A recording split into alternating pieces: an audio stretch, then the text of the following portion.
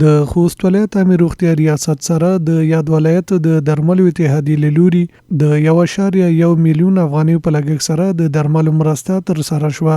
د درملو اتحادیې مسؤلینو پر وینا د دغو درملو زیاتره برخه یې د موسمي ناروغیو د درملنې لپاره دي. دوی همدارنګه زیاته کړه چې د حکومتي صحي مراکزو سره په همغږۍ او یو ځای به د ناروغانو درملنې په برخه کې د تل په څیر خپل همکاریو ته دوام ورکوي. د دې په خاطر چې خصوصي سکتور یا تجارون د دولت سره خپل همغږي کړې وي، خپل هیوادوالو لاسنیوي کړی وي.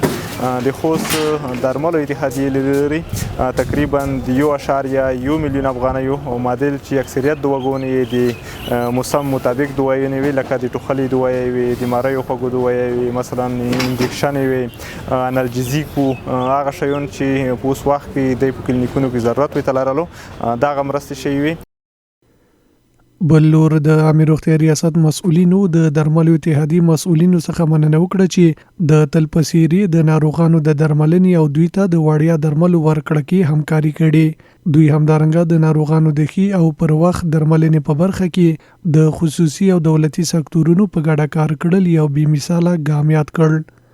1.1 میلیون افغانیو په لګښت باندې د ژمني دوا موږ ته برابر کړه، کومک یې راسره وکړي. موږ ډېر ځینې خوشحاله الله پاک دوی ته خیر ورکړي. الله پاک دې وکړي چې ټول زموږ د ټول افغانستان خلک په همداسې اتفاق اتحاد یو پر یو غږ باندې سره راټول او لاس سره ورکړي، کومک سره وکړي او زموږ هم د دوی سره همکار وي، دوی زموږ سره همکاره دي.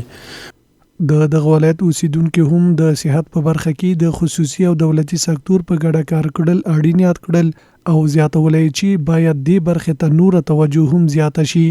ځکه چې ولس او دولت دواړه یو دي او کله به ولس د دولت همکاري کوي او کله به دولت د ولس همکاري کوي او کله چې نیمګړتیاوې راځي دا د زموږ د درملو د اتحادیې یو ملي احساس دی، یو وطني احساس دی چې د خپل ولسونو دپاره دغه څه وکړل چې زموږ په ولس کې نن سبا وخت کې ډېر ضرورت دی. د یادولو وړ ده چې په دې وروستیو کې د روغتیا او درملو په برخه کې له افغانستان سره د یو شمېر هیوادونو مرستې ښې شوي دي او د روغتیا برخې مسؤلین په اړونده برخه کې د لا زیاتو مرستو غوښتنه کوي.